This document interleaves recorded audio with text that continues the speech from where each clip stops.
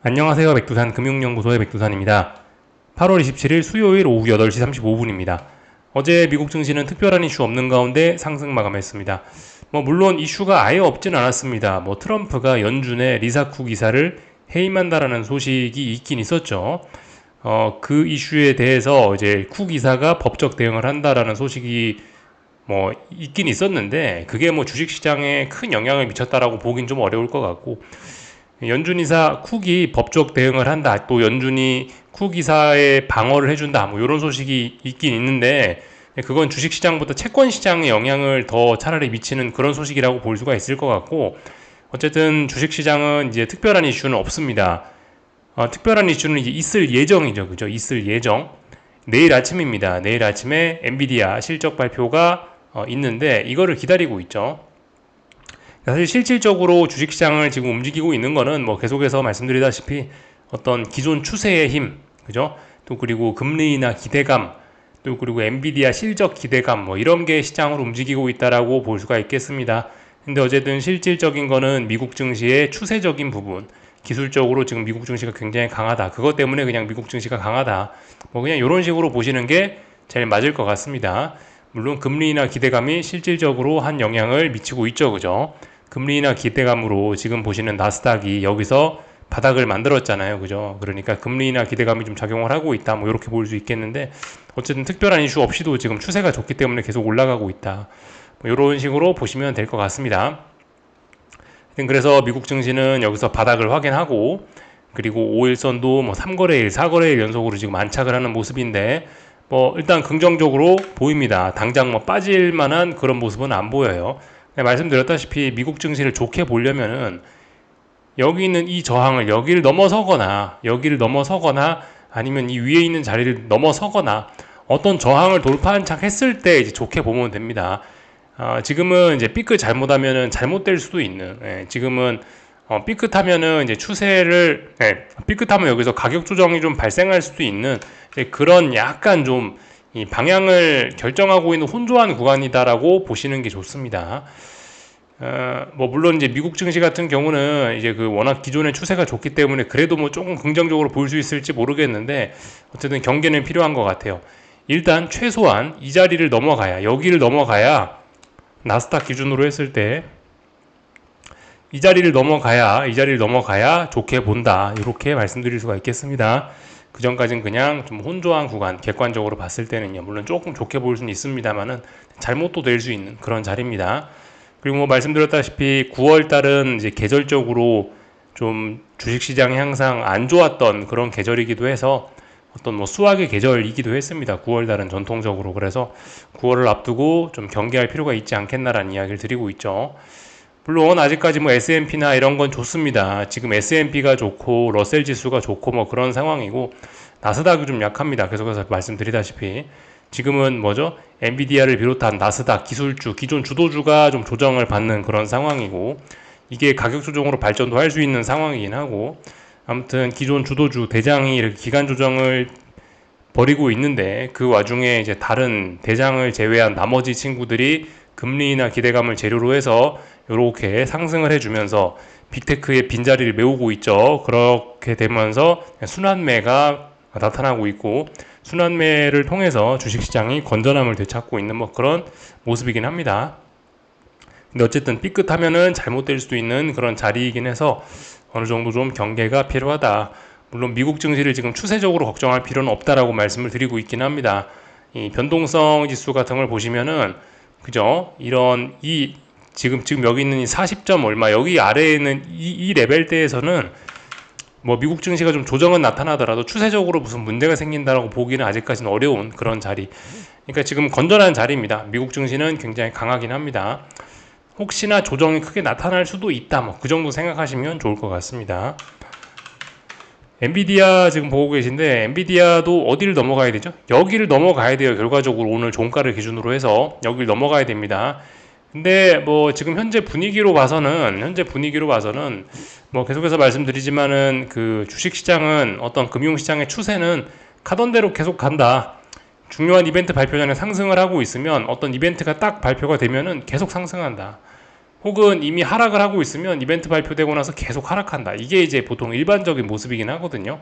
근데 엔비디아는 지금 중요한 이벤트 발표 전에 상승을 하고 있죠. 지금 그죠? 이미 상승을 하고 있으니까 아마 엔비디아는 뭐 계속해서 좀 긍정적인 반응을 보이지 않을까 싶습니다. 주식시장은 그래서 좀 계속해서 긍정적인 흐름을 이어나가지 않을까 싶긴 합니다. 근데 이거는 뭐 지켜봐야 되는 거죠. 뭐 어떻게 될지 모르는 거고 일단은 그럴 가능성을 좀 높게 본다라는 거고 결정적으로 이 자리를 넘어가기 전까지는 의미가 없습니다. 이 자리를 넘어가지 못하면 긍정적으로 봐서는 안 됩니다.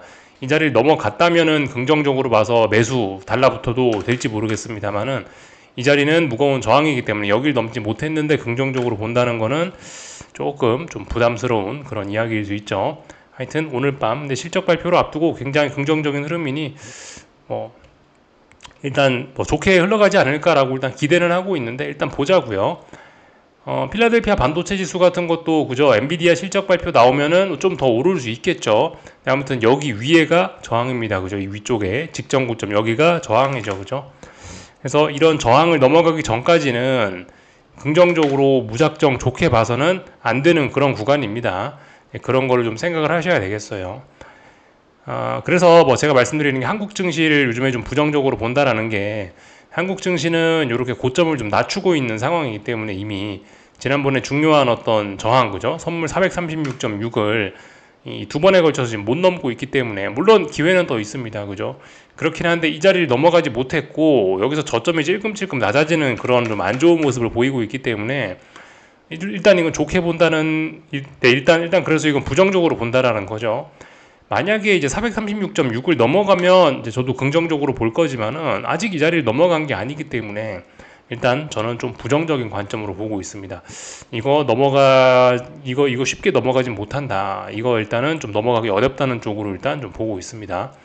뭐 코스닥도 뭐 그렇죠. 조금 더 올라갈 수 있다 한들 여기 위쪽에 이 쌍고점을 일단 만들어 놓긴 했기 때문에 이런 부분은 조금 코스닥도 좀 안 좋게 보이는 부분이긴 합니다. 코스닥은 이제 61선을 지금 터치하고 반등을 하는 지금 반등이 나오고 있는 구간인데 61선은 처음으로 의미 있게 터치했죠. 그죠? 처음으로 의미 있게 터치하고 나오는 반등이라서 이런 자리 중요합니다. 처음으로 터치했기 때문에 강한 반등이 튀어나오는 게 강한 상승을 이어나가려면 이게 필요합니다. 근데 만약에 61선 지금 터치를 했는데 여기서 이번에 이제 고점을 넘지 못하고 삐리삐리해서 끝난다. 그러면은 이제 이거 추세가 좀 망가질 수도 있는 그런 경계를 하셔야 됩니다. 일단 어쨌든 한국 증시는 이제 남들보다 좀 많이 힘이 빠졌기 때문에 일단은 부정적으로 본다라고 말씀을 드렸죠. 그래서 만약에 이제 그 코스닥도 여기를 넘어가면 1381 이런 자리를 넘어가면 그럼 긍정적으로 볼 겁니다. 그러나 아직 긍정적으로 볼 수가 없습니다. 아직은 저항을 못 넘어섰고 이런 저항들이 무겁기 때문에 선물 436.6이 무겁기 때문에 이런 자리를 넘어서기 전까지는 저는 부정적으로 볼 예정입니다. 물론 그렇다라고 해서 부정적으로 본다라고 해서 반등시 매도 전략 이거는 아닙니다. 아직까지 반등시 매도 전략을 할 만한 그런 강력한 매도세까지는 아닌 겁니다. 물론 쌍고점이 나오고 뭐 고점이 낮아지고 그런 모습이 나타나긴 합니다만은 아직까지 반등시 매도가 정석은 아닙니다. 아직까지는 그래도 뭐 글쎄요. 한국 증시는 혼란스러운 구간이니까 이런 과정에서 뭐 적당히 제한적인 매수 전략을 취하는 거는 뭐 할 수 있다라고 보는데 눌림시 매수가 정석이라는 표현은 잘 못 드리겠고요. 반등시 매도는 분명히 아니고요. 눌림시 매수가 정석이라 하기도 뭐하고 반등시 매도는 분명히 지금 정석이 아니고 하여튼 뭐 그렇습니다. 그러니까 어떤 제한적인 박스권 전략 대응 뭐 그런 게 딱 맞지 않겠나 싶습니다. 반등시 매도로 이제 조만간 좀 전환이 되지 않겠냐라는 생각은 이제 개인적으로 좀 하긴 합니다만은 근데 분명히 어쨌든 아직은 그런 때가 아니죠. 아직은 아래쪽으로 안 빠지겠다라고 주식시장이 지난번에 FOMC가 아니고 잭슨홀 미팅에서 안 빠지겠다고 여기서 바닥을 만들었기 때문에 당장은 빠지지도 못하고 그렇다라고 해서 지금 한국 증시가 오르기에는 어떤 저항들이 많이 있고 글쎄요 뭐 엔비디아 실적 발표가 어떤 뭐 코스피 레벨업, 코스닥 레벨업, 한국 증시 레벨업의 재료가 될 수 있을지 모르겠는데 그건 이제 내일쯤 확인하면 될 것 같고 아무튼 지금 현재까지 관점으로서는 한국 증시는 안 좋게 본다. 그것도 좀 잘 생각해 보셔야 됩니다. 혹시나 이제 내일 아침에 엔비디아가 좋은 실적을 발표해서 미국 증시가 급등한다 라고 해서 그 엔비디아 실적 좋은 게 과연 한국 증시의 레벨업을 이끌 것이냐, 그것도 사실 좀 고민해 볼 문제이긴 합니다. 엔비디아가 나스닥에 상장돼 있지 코스피에 상장된 건 아니잖아요. 물론 이제 엔비디아가 한국 증시에 미치는 영향도 크겠지만은, 아무튼 좀 구분을 해서 보실 필요가 있을 것 같습니다. 조금 냉철하게. 왜냐하면 한국 증시는 저항 부근이니까. 엔비디아가 혹시 급등을 하고 난리법석이 나더라도, 그렇다라고 해도 여기 선물 436점 얼마 혹은 뭐 코스닥 뭐 1380 이런 자리를 넘어서는지 여부는 이제 내일 길고 짧은 걸 좀 대봐야 알 수 있지 않을까 싶습니다. 그래서 하여튼 돌파 한작 하면은 좋게 볼 건데, 지금은 저는 일단 좋게 보지는 않고 있습니다. 물론 뭐 지금 현재 한국 증시 뭐 좀 안정적이긴 합니다. 코스피 오늘 같은 거 보시면은 436.6까지 일단 좀 더 상승할 수 있는 그런 여력은 만들어 놓긴 했고, 뭐 코스닥도 흐름 나쁘지는 않습니다. 그래서 조금 더 올라갈 여유는 있긴 있는데, 아무튼 조금 더 올라갈 수 있는 거지, 이게 이제 레벨업이 돼서 본격적으로 한국 증시가 많이 오르냐, 또 레벨업을 하냐, 그거는 아직은 아닌 그런 상황이죠. 그래서 어쨌든 한국 뭐 오늘은 약간 순서를 좀 바꿔 이야기를 하긴 했는데, 순서가 좀 바뀌긴 했는데, 아무튼 이 지금 강한 추세를 이어나가고 있는 뭐 나스닥이니 뭐 S&P니 이런 친구들은 긍정적으로 보일 수 있을지 모르겠습니다만, 한국 증시는 고점이 낮아졌다라는 점, 뭐 이런 걸로 인해서 좀 부정적으로 본다, 그런 이야기를 좀 드렸습니다. 뭐 삼성전자 같은 것도 그죠, 그 71,500원을 넘어가야 된다고요. 근데 71,500원을 결국 3번 도전했는데 못 넘어갔잖아요. 그리고 이제 오늘 21선을 이제 종가상으로 이제 2거래일 연속으로 깨고 있는 그런 모습이라 가지고, 이런 걸 좀 좋게 보기는 어렵지 않을까라는 생각이 듭니다. 하이닉스는 뭐 61선 같은 거를 지금 이제 왕창 깨고 있고요. 그런 모습이라, 일단은 뭐 물론 오늘 한국에서 뭐 조선주들이 좀 좋은 모습을 보이긴 했지만, 어떤 인수합병 이슈 이런 걸로, 아무튼 이 코스피 주도주들의 움직임을 보여주는 ETF 타이거 모멘텀 이런 걸 보시면은, 어쨌든 고점이 찔끔 낮아지고 있는 그런 모습을 보이고 있습니다. 어딘가 이제 중요한 저항을 돌파한 척 하면은 이제 그러면 좋게 보면 돼요. 지금은 분명히 근데 이 마냥 좋게 보기는 좀 곤란한 그런 구간입니다. 여기서도 그런 모습이 드러나긴 하네요. 그죠? 중기 추세선이라 볼 수 있는 61선 같은 걸 한번 깼다가 지금 반등을 하는 구간인데, 61선을 이제 처음 터치했다가 반등이 올라오는 과정 중이라, 지금 반등이 처음으로 올라오는 과정 중이라서 아직은 단정할 수 없습니다만은, 61선 처음으로 터치한 거 치고는 아직까지는 반등이 좀 약하긴 합니다. 이런 자리에 처음 터치했다면은, 예를 들어서 이런 반응을 보이는 게 좀 적합하지 않나 싶어요. 예를 들면 21선 구경해 보자고요. 여기 빨간색 선 21선이죠. 이렇게 중요한 선이고 그렇다면, 진짜 의미가 있는 선이고 그렇다면, 톡 터치하는 순간 강하게 이런 식으로 반등이 나오는 게 좀 어떤 정석적인 강한 주식의 그런 바람직한 모습, 상승하는 바람직한 모습일 수 있다라는 거죠. 근데 지금 61선 같은 건 어떤가요? 61선 같은 건 왕창 깼었었는데, 이 올라오는 상승의 탄력이 예선 같지는 좀 않죠? 지금 이때와 지금 최근에 이런 흐름은 약간 좀 다른 모습이 좀 나타나긴 하죠. 어쨌든 이런 것들로 인해서 한국 증시에 관한 관점은 일단 조금 전 부정적으로 보고 있다, 뭐 그런 이야기를 드려봤습니다. 근데 어쨌든 지금은 혼란스러운 구간, 객관적으로 봤을 때는 한국 증시 혼란스러운 구간, 그냥 박스권 내에서 여전히 시장에 긍정적인 힘은 남아있으니까 뭐 특정 종목들 같은 거 매매는 할 수 있는 좀 그런 구간으로 보인다, 뭐 그런 이야기 드렸고요. 하여튼 미국 증시도 뭐 기존의 추세가 좋으니까 조금 긍정적으로 볼 수 있을지 모르겠는데, 나스닥 같은 경우는 어딘가에 넘어가기 전까지는 좀 굉장히 부담스러운 그런 상황이고 혼조한 그런 구간이고, 그렇죠, 그죠? 이런저런 이야기를 좀 드려봤습니다. 30년물 선물입니다. 채권이죠. 30년물 국채 선물 미국.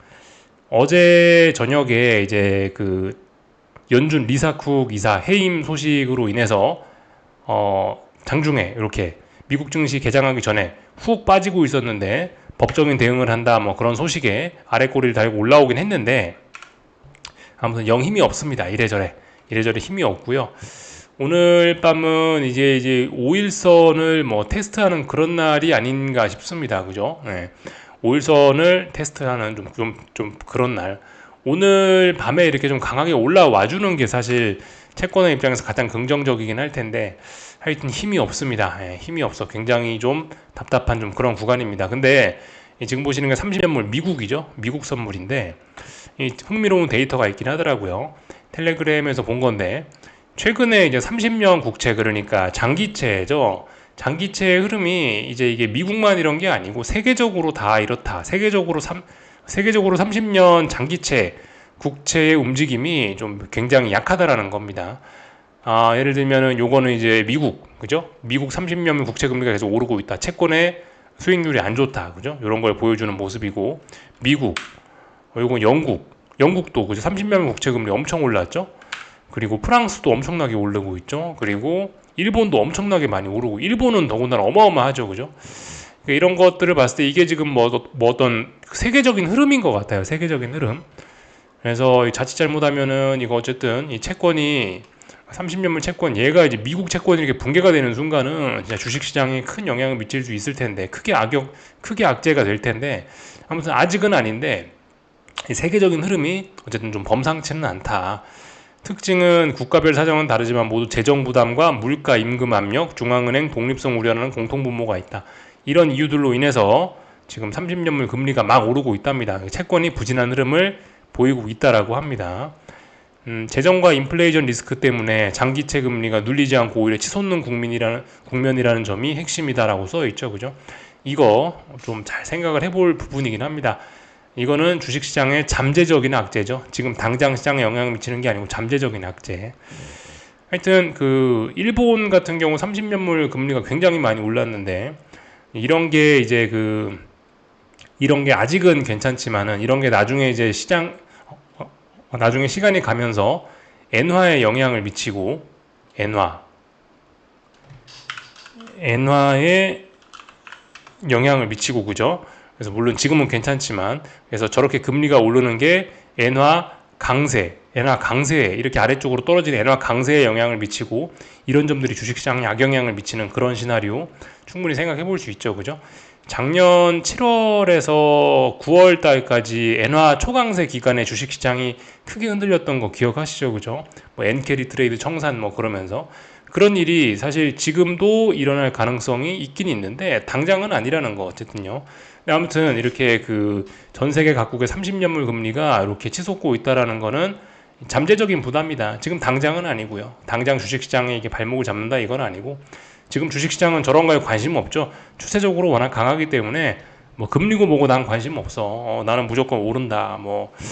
지금 주식을 사지 않으면 바보가 된다. 약간 포모 이런 것들이 작용을 해가지고 굉장히 주식이 강하긴 한데요. 아무튼 언젠가 이제 그 주식시장에 약간 분위기가 좀 차가워진다거나 그러면 이제 이런 매크로적인 부분, 금리와 관련된 이런 부분이 좀 시장에 악영향을 크게 줄 수도 있다 생각을 하실 필요가 있겠습니다. 아무튼 지금은 아니다. 계속해서 말씀드리지만 당장은 아니고 잠재적인 악재다. 네. 그리고 이래저래 해서 달러가 지금 중요한 자리였는데요. 계속해서 빨간색 선 부근에서 움직였으니까 어떤 변곡 자리, 중요한 저항 부근에서 움직였는데 결과적으로 아래쪽으로 내려오려는 것 같습니다. 그렇다면 유로화가 아래쪽으로 내려온다는 건 달러 강세를 의미하겠죠. 그러니까 달러가 강세 움직임을 나타낼 것 같긴 합니다. 근데 지난번 말씀드렸다시피 여기 있는 빨간색 선에 닿냐 안 닿냐가 중요한데 결과적으로 이번에 닿았거든요. 빨간색 선에 닿았죠. 그러니까 하락도 제한, 그러니까 유로화가 떨어지는 것도 좀 제한적이지 않을까 싶긴 합니다. 물론 오랫동안 못 오르다가 아래쪽으로 좀 쏟아지는 거라 생각보다 좀 많이 자빠질 수도 있겠습니다만은 아무튼간 일단은 제한적인 걸 생각하는 게 좋긴 하겠다. 이 고점이 찔끔찔끔 낮아지고 있으니까 저점도 막 그렇게 많이 낮아지는 걸 생각하기는 좀 어려울 거고, 어쨌든 제한적인 달러 강세가 좀 나타날 가능성 생각을 좀 해봐야 될 것 같습니다. 제한적인 달러 강세. 물론 혼조한 구간입니다. 혼조한 구간. 그러니까 혼조한 구간이니까 제가 말씀드린 게 제한적인 달러 강세 좀 생각을 하는 게 맞지 않겠나 싶어요. 다 본 것 같고요. 제한적인 달러 강세라면 어쨌든 달러 강세는 달러 강세니까 원자재들의 악영향 이런 거 생각하시면 되겠죠. 국제유가 같은 거 계속해서 65달러 아래에서 놀고 있죠. 힘이 없습니다. 국제유가 찔끔찔끔 아래로, 네. 구리 이런 거 찔끔찔끔 아래로, 금값 이런 거 찔끔찔끔 아래로, 이런 식으로 보시면 될 것 같습니다. 그죠? 다 본 것 같고, 중국 증시가 오늘 좀 빠졌더라고요. 역시 거래량이 급등하고 나서 거래량이 이렇게 증가하는 거는 결코 좋은 신호는 아닌 것 같긴 합니다. 아무튼 그래서 오늘 좀 조정이 좀 크게 나왔죠. 이거 한 방 빠졌다라고 해서 중국 증시가 큰일 났다라고 볼 수는 없습니다. 아직까지 어떤 지난 급격한 상승에 대한 가벼운 조정으로 보고 눌림시 매수가 정석이긴 한데, 아무튼 저는 개인적으로 이런 생각을 좀 했습니다. 말씀드렸다시피 중국 증시와 미국 증시는 다소 반대로 움직이는 경향이 있더라고요. 근데 이제 한동안 이제 미국 증시 나스닥이 이렇게 박스권을 빌빌빌 기어가면서 요렇게 중국 증시가 좀 급등을 했잖아요. 그 사이에. 그리고 이제 오늘 밤 엔비디아 실적 발표를 앞두고 있는데, 엔비디아 실적 발표 앞두고 중국 증시가 이렇게 하락하는 거는 약간 이제 미국 증시 다시 뭐 나스닥이 조금 좋아지려나, 어떤 뭐 나스닥이 좀 좋아지겠다는 신호가 아닌지라는 생각이 개인적으로 좀 들긴 합니다. 예. 그러면서 이제 중국 증시는 미국 증시 나스닥이나 대장이 또 선전을 하면 이 친구들은 그 사이에 좀 조정이 좀 나타날 수 있겠죠. 아마 뭐 이런 식으로 좀 움직이지 않을까라는 생각이 약간 들긴 하더라고요. 중국 증시는 일단 단기적으로 고점은 좀 나타나지 않았나라는 생각이 좀 듭니다. 하여튼 중국이 좀 안 좋아지면 미국 주도주들이 뭐 조금 좀 좋아지는 경향이 있는 것 같으니, 하여튼 뭐 그런 관점에서 한번 생각을 해봤습니다. 어쨌든 근데 뭐 한국 증시는 이런 모습이 아니죠. 한국 증시는 이렇게 급등하는 그런 모습이 아니죠. 한국 증시는 뭐 이미 오르다가 고점이 낮아지는 상황이라서 뭐 중국이 좋고 뭐 미국이 좋고 뭐 그런 거 하고는 별개로 한국은 힘이 빠져가고 있다라는 걸 좀 생각을 해봐야 되겠습니다. 다 말씀을 드린 것 같고요. 뭐 다른 나라 증시들도 어쨌든 뭐 지금 쭉 보면은 막 그렇게 빠지겠다는 생각은 없습니다. 일본 증시는 딱 중요한 자리를 일단 지키고는 있습니다. 이 정도, 여기까지는 눌림시 매수의 영역이긴 합니다. 급등했던 피로감을 좀 풀고 있고 또 올라가려는 그런 모습, 뭐 이런 거 충분히 나타날 수 있는 그런 모습이죠. 그죠? 긍정적으로 아직까지는 봐야 됩니다. 유럽 증시도 뭐 보시다시피 당장 빠지고 싶은 생각은 없다. 매우 강하긴 합니다. 저점을 높이고 있고 고점도 뭐 비교적 레벨이 비슷비슷하고, 그러니까 일단 긍정적으로 볼 필요 있겠다 싶습니다. 하여튼 뭐 물론 오늘 밤에 이제 엔비디아가 뭐 이상한 짓을 하면은, 그러면 이제 내일 또 뭐 시장의 방향이 급속히 바뀔 수도 있겠습니다만은, 이제 그러면 이제 그거는 그때 가서 이야기하면 되는 거고, 하여튼 지금 일단은 엔비디아 실적 발표 앞두고 미국 증시나 엔비디아는 더 급등하려고 하는 일단 그런 모습을 하고 있긴 있는데, 어쨌든 그거는 이제 미국하고 뭐 다른 나라들 이야기인 거고, 한국은 개인적으로 조금 어려운 시간이 좀 당분간 좀 답답하지 않을까라는 생각을 좀 한다, 이런 이야기를 드려봤습니다. 여기까지 하겠습니다. 궁금한 거 리플 남겨주시고 내일 저녁에 뵙도록 하겠습니다.